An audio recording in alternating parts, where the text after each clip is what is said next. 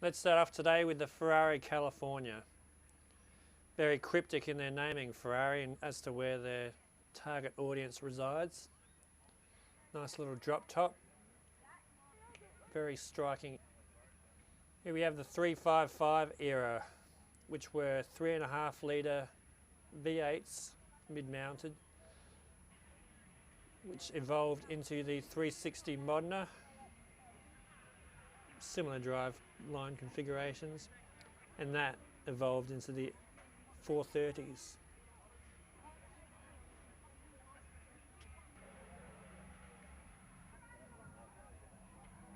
We've got a Ferrari Dino from the 70s. This is the oldest one from the Ferrari Club of Australia that they have on display here today anyway. From the 70s, I'd say. And the 458s, which is the current model supercar. 4.5 litre V8s. Then we go back to the 80s, to the Magnum S.p.A. era with the 308s, which were around 3 litre V8s or thereabouts.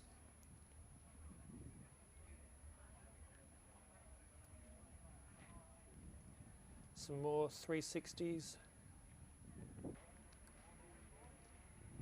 And here we have what was on my wall when I was 8 years old. I had a poster of one of these. This is a Testarossa, which evolved into the 512. They dropped the Testarossa name for whatever reason. This is the 512 final evolution. They had a flat 12.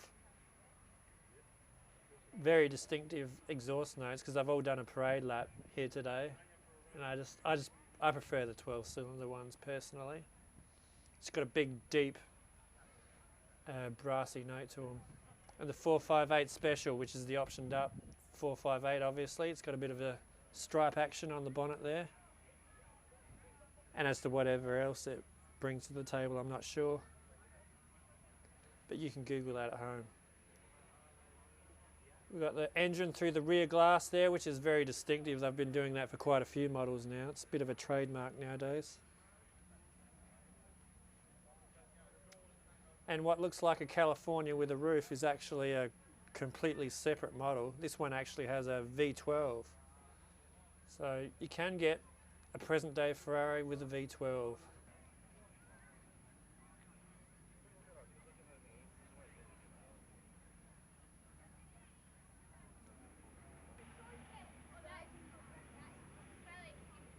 We've got a Magnum S.p.A. one. I don't know if this is a custom paint job or if you could actually get them in sky blue, but anyway, it's something different. Before we head into the Ferrari Big Top. This is the Ferrari model you buy if you've got more than one friend or a family. Don't know about the rear styling though with this. Let's check out the Big Top.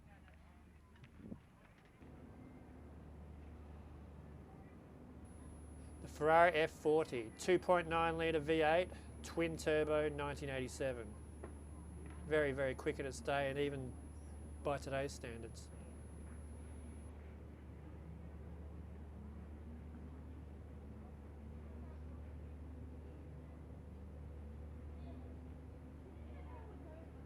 The F50, 10 years after the F40, they used a V12 for this one. And no magazines or testers were allowed to put it against a stopwatch because the rumour was that it was actually quite a bit slower than the F40. Only 350 of these were made apparently.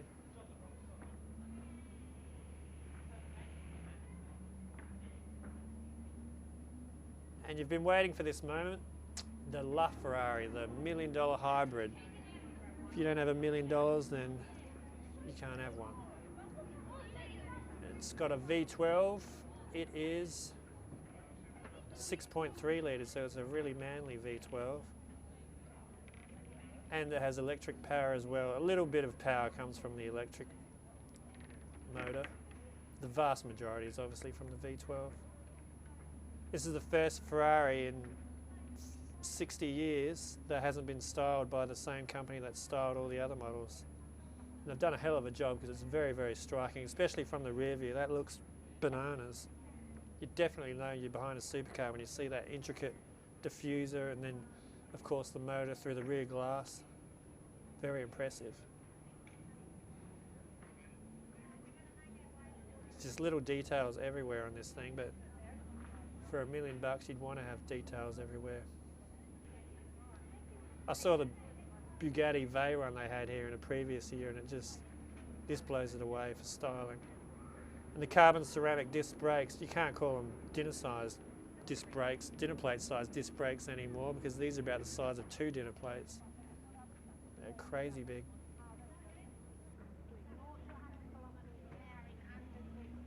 And there you have it, the Ferrari Club of Australia.